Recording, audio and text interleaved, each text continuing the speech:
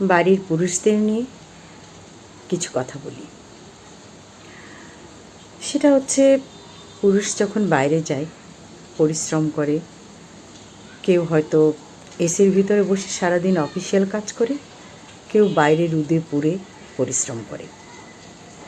আর আপনার ঘর সামলায় নারী, ঘরের যত কাজ আছে সব কিছু তিনি দেখেন। দুজনের সম্মিলিত সংসার, তাই দুজন দুজনকে হেল্প করা, দুজন দুজনের পাশে থাকা, এটাই কিন্তু দায়িত্ব।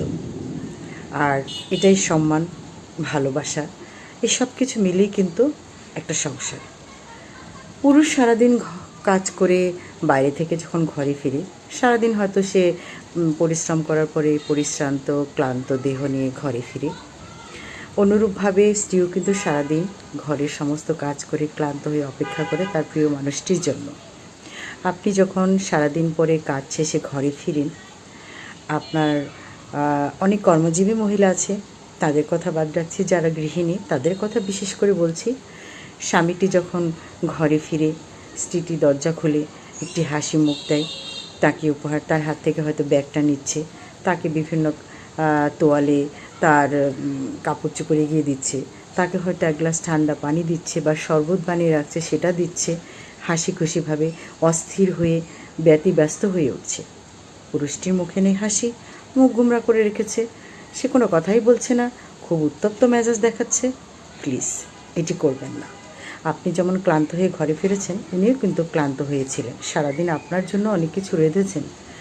আর যত ক্লান্তই থাকেন, যত মেজাজ খারাপ থাকুক, যত কাজ করেই ফিরেন, ঘরে কিন্তু আপনি আপনার সবচেয়ে কাছের মানুষটির কাছে ফিরছেন, প্রিয়জনের কাছে ফিরছেন।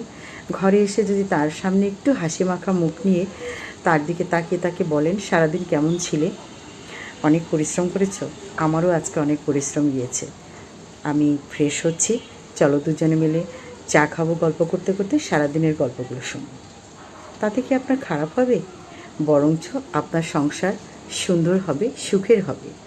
সংসারকে সুন্দর রাখার, ভালো রাখার দায়িত্ব দুজনেরই, স্বামী স্ত্রী, একজনের নয়। শুধু একজনের ঘাড়ে সমস্ত দায়িত্ব দিয়ে আপনি নিশ্চিন্তে থাকবেন তা হয় না।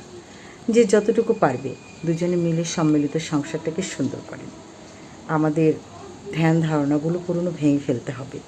হাসি মাখা মুখ, একটা হাসি মাখা মুখ অনেক কিছুর জবাব।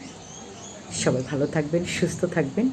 আমার কথা ভালো লাগলে আমার চ্যানেলটি সাবস্ক্রাইব করে লাইক কমেন্ট দিয়ে আমার পাশে থাকবেন, শেয়ার করে দেবেন।